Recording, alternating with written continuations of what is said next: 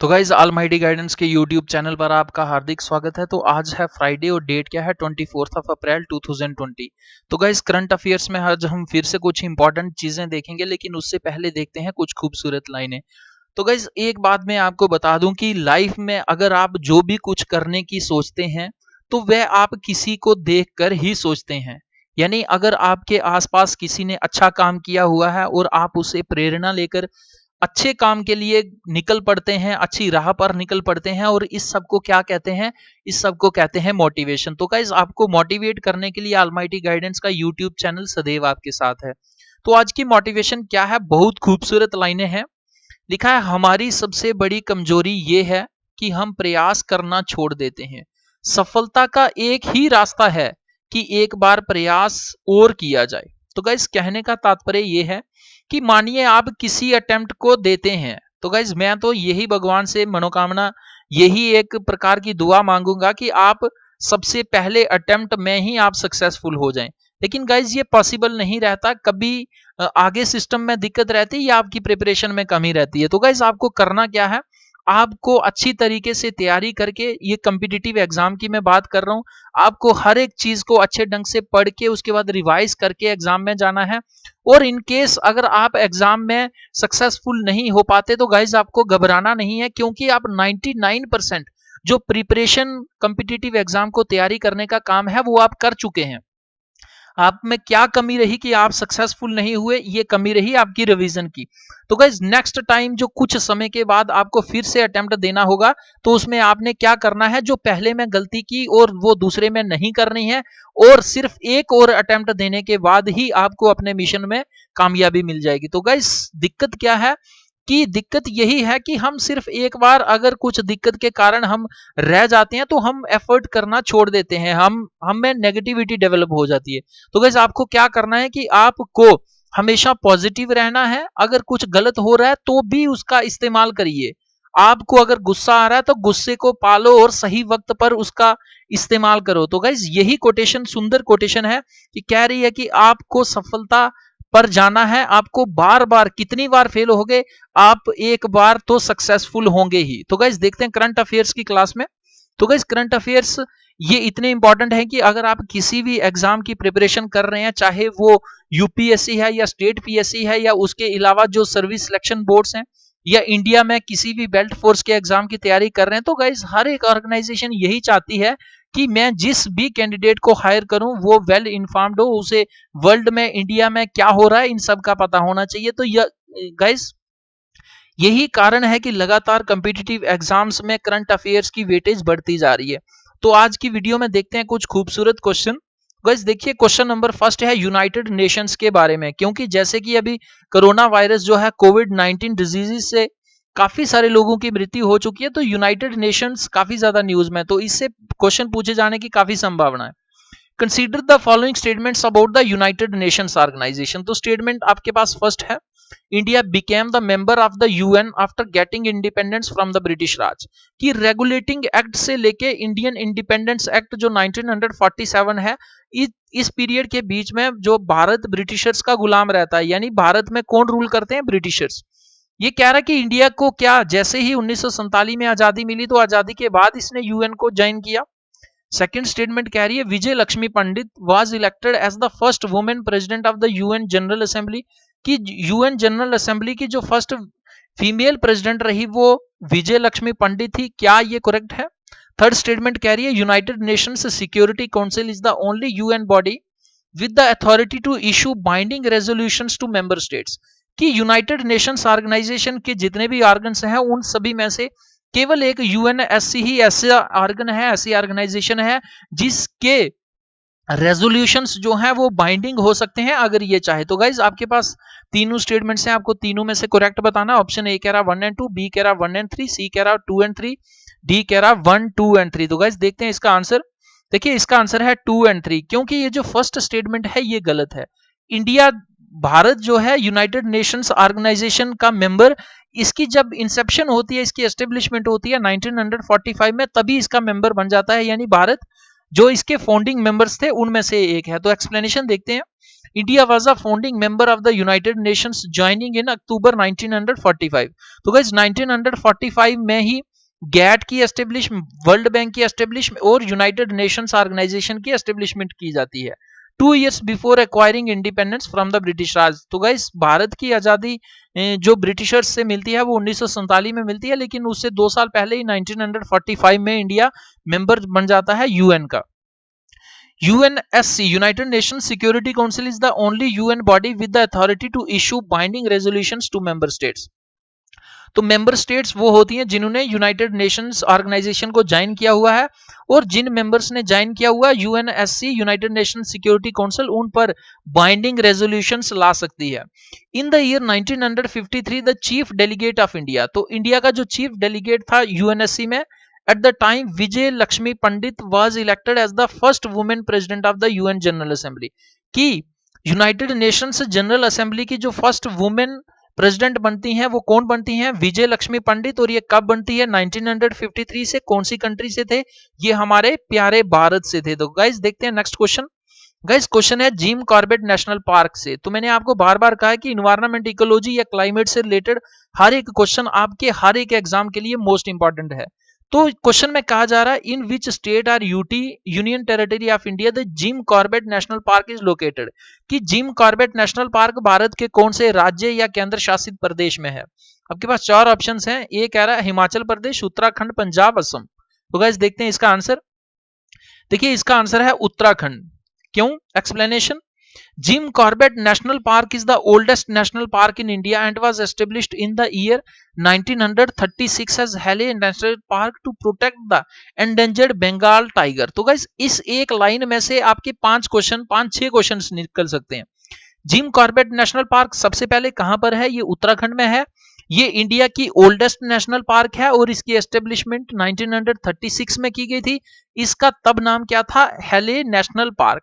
और इसमें किसकी प्रोटेक्शन करने की बात की गई थी स्टार्टिंग में? तो ये था Bengal tiger. It is located in Nainital district of Uttarakhand. तो गाइज अगर आप किसी उत्तराखंड के किसी स्टेट का एग्जाम की तैयारी कर रहे हैं तो आपसे ये डायरेक्ट क्वेश्चन पूछा जा सकता है कि ये जिम कॉर्बेट नेशनल पार्क कौन सी डिस्ट्रिक्ट में है? तो ये नैनीताल डिस्ट्रिक्ट में है। And was named after Jim Corbett who played a की रोल इन इट्स एस्टेब्लिशमेंट। तो जिम कॉर्बेट एक मेंबर होते हैं जो इस नेशनल पार्क को एस्टेब्लिशमेंट करने में एक बहुत बड़ा योगदान देते हैं, तो उन्हीं के नाम से इसका नाम जिम कॉर्बेट नेशनल पार्क रखा गया। The park was the first to come under the Project Tiger initiative launched in the year April 1973।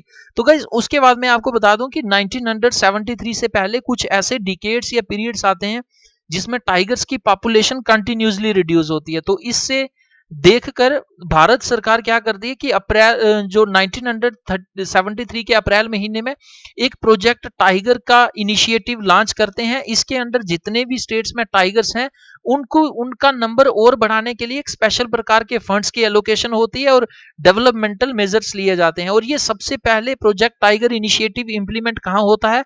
ये उत्तराखंड की जिम कॉर्बेट नेशनल पार्क में होता है 1973 में। The park has sub-Himalayan belt geographical and ecological characteristics. It is also an ecotourism destination। तो इस national park में लोग एजुकेशनल एक्टिविटीज के लिए, एजुकेशनल रिक्रिएशन के लिए भी जाते हैं। तो गाइस देखते हैं नेक्स्ट क्वेश्चन। देखिए क्वेश्चन मोस्ट इंपॉर्टेंट है क्योंकि जो कम्युनिकेशन और टेक्नोलॉजी है इसकी लगातार डेवलपमेंट हो रही है। तो इसी के रिगार्डिंग आपके पास नेशनल सुपर कंप्यूटिंग मिशन के रिगार्डिंग आपके पास दो स्टेटमेंट्स हैं, दोनों में से आपको करेक्ट बताना है। तो स्टेटमेंट फर्स्ट क्या रही है? National Super Computing Mission is steered jointly by the Ministry of Electronics and Information Technology and Department of Science and Technology. की इसको जॉइंटली इंप्लीमेंट किया है Ministry of Electronics and Information and Technology और किसके साथ मिलकर? Department of Science and Technology. क्या ये स्टेटमेंट करेक्ट है? सेकंड स्टेटमेंट कह रही है Param Shivay, Param Shakti and Param Brahma are various super computers installed in different higher educational institutes.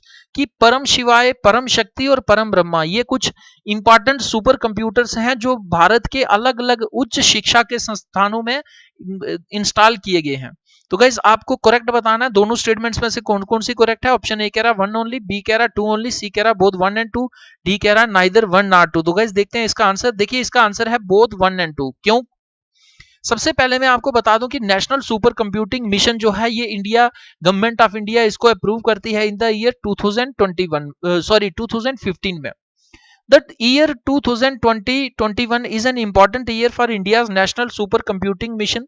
The mission was set the mission was set up to provide the country with supercomputing infrastructure to meet the increasing computational demands of academia, researchers, MSMEs, and startups by creating the capability, design, manufacturing of super computers indigenously in India. तो guys कहने का तात्पर्य ये है कि ये जो साल है 2020 से लेके 2021 तक ये भारत के लिए बहुत इंपॉर्टेंट है, क्योंकि इसमें भारत सरकार ने अलग अलग प्रकार के फंड्स एलोकेट किए हैं कि भारत में सुपर कंप्यूटिंग इंफ्रास्ट्रक्चर को डेवलप किया जाए. और ये डेवलप कैसे किया जाए, ये इंडिजिनसली किया जाए, क्योंकि इंडिजिनसली का मतलब होता है कि भारत में ही इसका स्थानीय जो है इसका डेवलपमेंट होना चाहिए, किसी प्रकार का इंपोर्टेड मटेरियल नहीं यूज होना चाहिए. और ये इसलिए किया जा रहा है क्योंकि लगातार कंप्यूटेशनल जो डिमांड्स हैं, कंप्यूटर्स की डिमांड्स हैं, चाहे वो एजुकेशन की फील्ड में है, रिसर्च की फील्ड में है, या इंडस्ट्रीज की फील्ड में, या फिर स्टार्ट इन इंडिया के तहत जो अलग अलग स्टार्टअप्स हैं. तो गाइस हर एक फील्ड में कंप्यूटर की नीड बढ़ती जा रही है. इसी नीड को पूरा करने के लिए national Super Computing mission government of India 2015 में लेके आती है. National Supercomputing Mission is steered jointly by the Ministry of Electronics and Information Technology and the Department of Science and Technology. तो गाइस इसको कौन इंप्लीमेंट कर रहा है, इसका स्टीयरिंग जो कर रहा है वो जॉइंटली कर रहे हैं ये दोनों, परम शिवाय, परम शक्ति एंड परम ब्रह्मा. तो गाइस ये अलग प्रकार के सुपर कंप्यूटर्स हैं जो इंडिया के वेरियस हायर एजुकेशनल इंस्टीट्यूट्स में इंस्टॉल्ड हैं. तो गाइस देखते हैं नेक्स्ट क्वेश्चन. देखिए क्वेश्चन है प्रोजेक्ट नवलेखा. इसका कारण यह है कि इंटरनेट या फिर यूट्यूब पे जो भी मटेरियल पड़ा हुआ है गाइस वो मैक्सिमम या तो इंग्लिश लैंग्वेज में है या वर्ल्ड की टॉप लैंग्वेजेस में है. यानी इंडिया की जो लोकल लैंग्वेजेस हैं वहां ये आपको लोकल लैंग्वेजेस में किसी प्रकार की इतनी इंफॉर्मेशन एक अच्छी क्वांटिटी में और क्वालिटी में नहीं देखने को मिलती. इसी की कमी को पूरा करने के लिए प्रोजेक्ट नवलेखा चलाया गया. इसके रिगार्डिंग आपके पास 3 स्टेटमेंट्स हैं, तीनों में से करेक्ट कौन है ये आपको बताना है. स्टेटमेंट फर्स्ट कह रही है the project is to make online content relevant for more Indian users specially in local languages.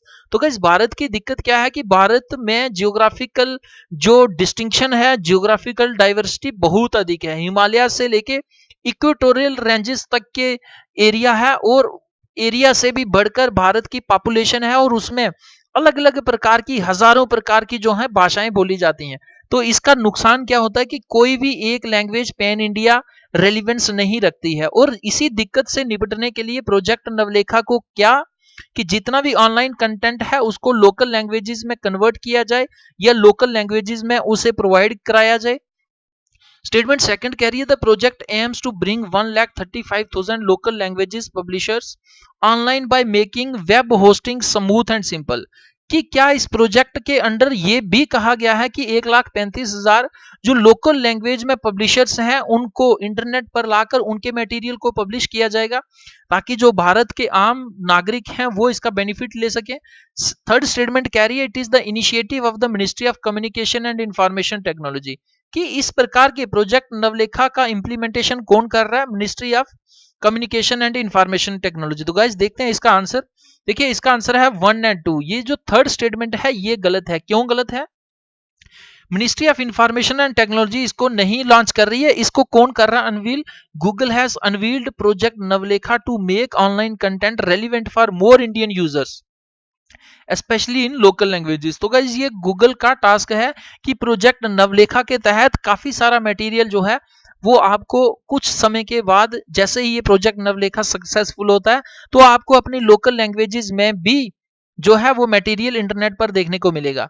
The project also aims to bring 1,35,000 local language publishers online by making web hosting smooth and simple. तो guys आपको क्या मिलेगा कि 1,35,000 से ज्यादा जो local Indian languages के publishers हैं वो भी आपको इंटरनेट पर उनका मटेरियल देखने को मिलेगा. तो गाइस देखते हैं नेक्स्ट क्वेश्चन. देखिए क्वेश्चन काफी ज्यादा इंपॉर्टेंट है क्योंकि क्वेश्चन जो है रिलेट कर रहा है इंडिया का जो इंटरनेशनल बाउंड्री है उसके साथ. कह रहा है which of the following states of India share international border with Nepal. तो गाइज नेशनल बॉर्डर वो होता है जो एक स्टेट दूसरे स्टेट के साथ शेयर कर रही है, और इंटरनेशनल वो होता है जो स्टेट से नहीं बल्कि किसी अन्य देश के साथ शेयर कर रही है। तो ये क्वेश्चन में पूछा जा रहा है कि भारत का बॉर्डर नेपाल के साथ शेयर करने वाली कौन कौन सी स्टेट्स हैं। स्टेटमेंट्स 3 है, उत्तराखंड, बिहार, वेस्ट बंगाल। तो गाइज आपको करेक्ट बताना है। ऑप्शन ए कह रहा है 1 एंड 2, बी कह रहा है 1 एंड 3, सी कह रहा है 2 एंड 3, डी कह रहा है 1, 2 एंड 3। तो गाइज इसका क्या आंसर है? इसका आंसर है डी वाला 1, 2 एंड 3। क्यों है मैं आपको मैप में बताता हूं। तो गाइज ये हमारे सुंदर प्यारे भारत का नक्शा है। तो इसमें सबसे ऊपर आ गया जम्मू कश्मीर, यहां पर आ गया लद्दाख की यूनियन टेरिटरी, हिमाचल प्रदेश, उत्तराखंड। तो आपको ऑप्शन में दिया गया था उत्तराखंड, बिहार और वेस्ट बंगाल। तो गाइज ये तीनों जो हैं स्टेट्स ये शेयर करती हैं बॉर्डर नेपाल के साथ। अब आपको मैं बताता हूं कि नेपाल के साथ टोटल इंडिया की कौन कौन सी और कितनी स्टेट्स करती हैं शेयर। तो ये 5 स्टेट्स जो हैं बॉर्डर शेयर करती हैं। सबसे पहले आ गई यहाँ पे सिक्किम, और ये वेस्ट बंगाल है, ये गंगटोक के नीचे जो रीजन है ये बिहार के साथ, ये वाला जो पार्ट है यहाँ पर छोटा सा ये नेपाल के साथ शेयर करता है। बिहार काफी पोर्शन नेपाल के साथ शेयर करता है। उत्तर प्रदेश और उत्तराखंड। गाइज अगर आप यूपीएससी या फिर किसी स्टेट पीएससी की तैयारी कर रहे हैं तो यहाँ पर नेपाल और भारत के बीच में काला पानी डिस्प्यूट नाम का एक इशू चल रहा है। तो गाइज आप इसको अच्छे ढंग से पढ़ के जाइए। मोस्ट प्रोबेबली ये क्वेश्चन आपके एग्जाम में पूछे जाने की संभावना। तो गाइज आपको ये वीडियो कैसी लगी आप जरूर कमेंट बॉक्स में कमेंट करके बताएं। गाइज अगर आपको ये वीडियो या और हमारे यूट्यूब चैनल की आपको कोई अच्छी वीडियो लगती है तो गाइज आप हमेशा उन्हें लाइक करें, दोस्तों तक शेयर करें। गाइज अगर आप किसी प्रकार का सुजेशन देना चाहते हैं तो आपके पास बहुत से ऑप्शंस हैं। गाइज आप कमेंट बॉक्स में भी अपनी राय दे सकते हैं, अपनी फीडबैक दे सकते हैं। आपको किसी प्रकार का कम्पिटिटिव एग्जाम के लिए पीडीएफ बुक चाहिए या कोई इंफॉर्मेशन चाहिए, आप almightyguidance@gmail.com पर यहाँ पर मेल कर सकते हैं, या फिर ये व्हाट्सएप नंबर है 094191666315। तो गाइज इस पर भी आप मैसेज ड्रॉप कर सकते हैं अपनी स्टडीज के रिलेटेड कोई इन्फॉर्मेशन अगर आप चाहते हैं, मुझसे कोई पर्टिकुलरली हेल्प चाहते हैं। गाइज फेसबुक पर भी काफी सारी इन्फॉर्मेशन शेयर की जाती है। गाइज हर एक वीडियो का पीडीएफ पाने के लिए आप टेलीग्राम चैनल पर जाइए, ऑलमाइटी गाइडेंस को सर्च करिए, वहां पर ज्वाइन करिए। आपको हर एक वीडियो का यहाँ पर पीडीएफ मिल जाएगा। इसके अलावा अलग अलग न्यूज़पेपर्स जैसे the Hindu newspaper, times of India, Indian express, वो भी वहां पर अर्ली मॉर्निंग शेयर किए जाते हैं। गाइज इसके अलावा कम्पिटिटिव एग्जाम्स के लिए वेरियस जो बुक्स हैं वो भी पीडीएफ फॉर्म में यहाँ पर शेयर की जाती हैं। तो गाइज वीडियो देखने के लिए धन्यवाद। जय हिंद, जय भारत।